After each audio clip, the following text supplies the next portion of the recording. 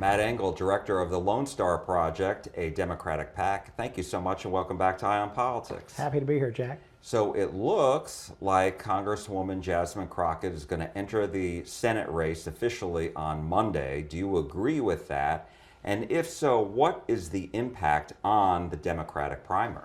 Well, it sure looks that way. I don't know for sure. I don't think anybody else other than Congresswoman Crockett does, but it looks like she's running. For me, it's kind of a good thing and a bad thing. The good thing is that it's an indication that the best talent in our party sees that there's an opportunity to win a U.S. Senate race, and they're willing to spend their time and take political risks to do it. The bad side, or the frustrating thing, is that three of our very best communicators are all in the same race. I mean, you know, if I could decide what's what, one of them would run for the U.S. Senate, one of them would run for governor, and one of them would run for attorney general, but that's not the world we live in. And so we're going to have a very competitive Democratic primary. Whoever comes out of it's going to be tested. And I was going to ask you, though, I mean, what impact does this have on former Congressman Colin Allred of Dallas and State Representative James Talarico of Austin? Who does her entry hurt more? Oh, I don't know if it hurts one more than the other. I think that since Colin ran last time and was the nominee, that anybody challenging that kind of takes away a vote that he had claimed in the past. But that doesn't mean that he couldn't prevail in this primary. I think it's going to be very competitive. They've got to think in terms of 2 rounds. There'll be a runoff. How do I get to the runoff? And then, you know, what do I do in order to get the support of whoever doesn't make the runoff? And so it becomes 3-dimensional chess at this point, and a challenge for all 3 of them. So you definitely think this is runoff, definitely a runoff? Oh yeah, I'd be very surprised if that didn't result in a runoff. And do you think electability is going to become the key, you know, the key factor, the key issue in this race?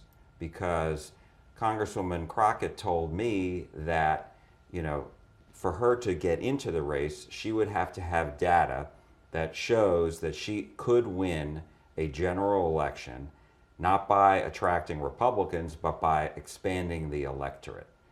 And I would have to imagine that the other campaigns of Allred and Talarico say, no, we can attract Republicans and independents. So how do you see this as an issue? Well, again, you can define electability a lot of ways. I think that Congresswoman Crockett was responsible in doing a lot of research and making sure that she did have a path.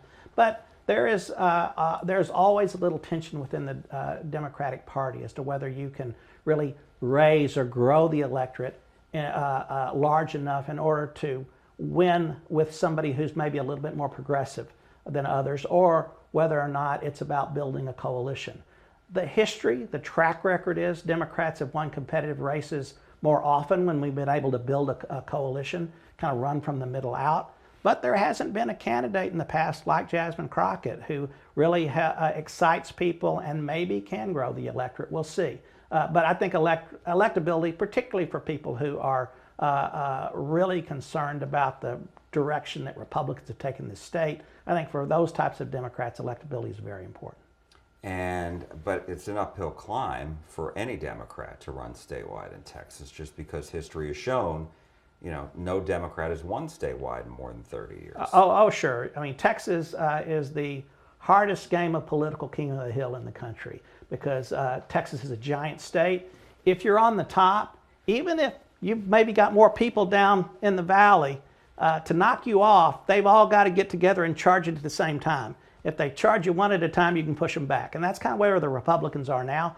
They're probably outnumbered in terms of just the sensibilities of the public, but they're seen as having won and having been in charge. And so as Democrats, we've got to overcome that assumption. There's a lot of voters out there who don't think of themselves as Democrats or Republicans, but they default to Republican because they think, well, they're going to win anyway, or I'm a little bit worried about a Democrat who might be like a national Democrat.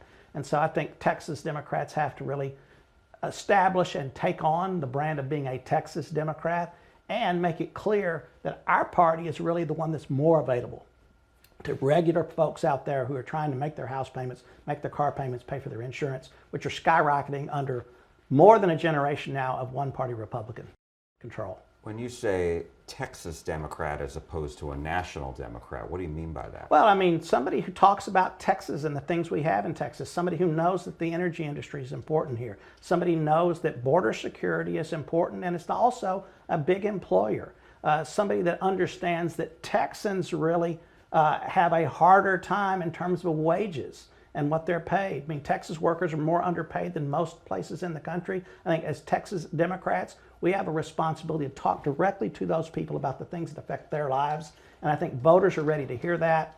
And again, also, we need to remind people that whatever Greg Abbott says is wrong with Texas, or whatever John Cornyn says is wrong with Texas, well, it's their fault. They've been in control for 25 years.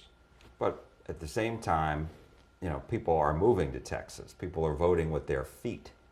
So does that put up a potential roadblock for a Democrat? Oh, no. In fact, a lot of the people that are moving into Texas, they come with an open mindset and with the idea that they are more likely to look at two candidates from an even mindset. And so Republicans don't get any credit for the population growth in Texas. I mean, the people who live in Texas, who grow this economy, are people who work really hard, they raise their families, and they make less than people in a lot of other states. And so I think that to the degree to which this state is growing, that's helping Democrats. And the fact that Democrats have done a little bit better every 2 years because I think the changes in the Texas population, both in terms of who's coming in and how the population itself is growing. I don't know if you saw it, but there was new research on this race that came out yesterday, and we're talking on Wednesday. And it's from Change Research, and it found late last month that Congresswoman Crockett is the most well-known of the Democrats, Talarico and Allred, in the state, which probably doesn't come as a surprise to anybody. But she also has the highest unfavorable rating, and nearly half, 49%, said they would definitely not vote for her. Is that going to be a problem for her? Well, it's a challenge. It's whenever you become more well-known, you're going to be able to bring people who agree with you and expose yourself to people who don't agree with you. And so it doesn't surprise me, certainly, that she's the most well-known. She's on TV more than any other elected Democrat probably in the state. Also, she's a person who holds her opinions passionately and is willing to speak her mind. Some people like that, some people don't. If she does get into the race, and if she were to win the primary and become the Democratic nominee, is she going to energize Republicans? She could. I think that that's the real challenge, is for her to be able to increase turnout for not just her race, but for other Democrats without motivating Republicans. Now, I will tell you that, I've been doing politics in Texas a long time. Republicans don't have much to brag about at any level. And I'm not sure that being upset with one or two Democrats is going to overcome the fact that they're profoundly disappointed with the Republican leadership that's failing them. And so you don't see that as you do see that as a challenge for her, and all of her past statements are going to probably come back in commercials, etc. And you don't see that as a... Oh, it could be. It could be. Make no mistake. But I assume she says, and I believe that she's done a lot of research. I hope that they've tested some of the things that the Republicans might use. Because if you're going to run in a competitive environment, you got to not only test the things that people like about you, but things they don't like about you. And you think she's done that? I hope that she has. And I believe that she has diligently gone about doing the research. So I'd assume it would include those. Let's talk about the Republican primary very quickly. How do you see this shaping up? Well, I think it's a mess. I think that the fact that you've got their Senate race that is as clogged and as crowded as the Democratic race is. But my view is, and I'm on record, I think that John Cornyn is a dead senator walking. I think that his brand of Republican is all but extinct. And him kind of pathetically trying to pander to Trump and to pretend that he's been MAGA all along is really, to me, humiliates him. And so I think there's a sadness in Cornyn's campaign being run the way it is. My guess is that Paxton will be their nominee. Wesley Hunt kind of throws a little bit of a monkey wrench into it, but I think it hurts Cornyn. So I think Paxton will be their nominee. And let me tell you that if people don't like specific things that Jasmine Crockett has said or Colin Allred has said or that James Talarico has said, well, there are real crimes that Ken Paxton has committed that will be issues in the campaign. And so my last question is going back to the Democratic primary.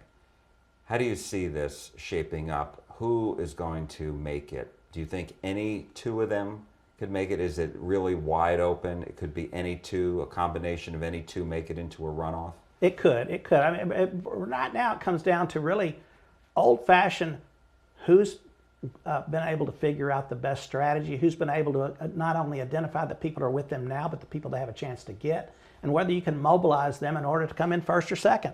And a lot of it's tactical.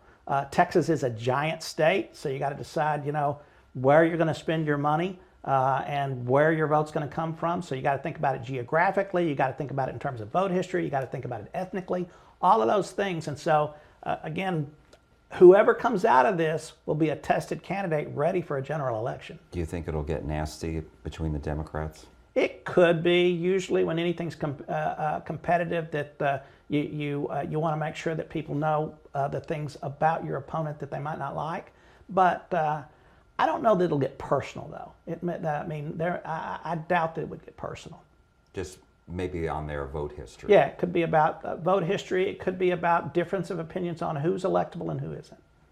All right, we shall see. Yep. Very good. Matt Engel, thank you so much. Thank you, Jack. We appreciate it. Happy to do it.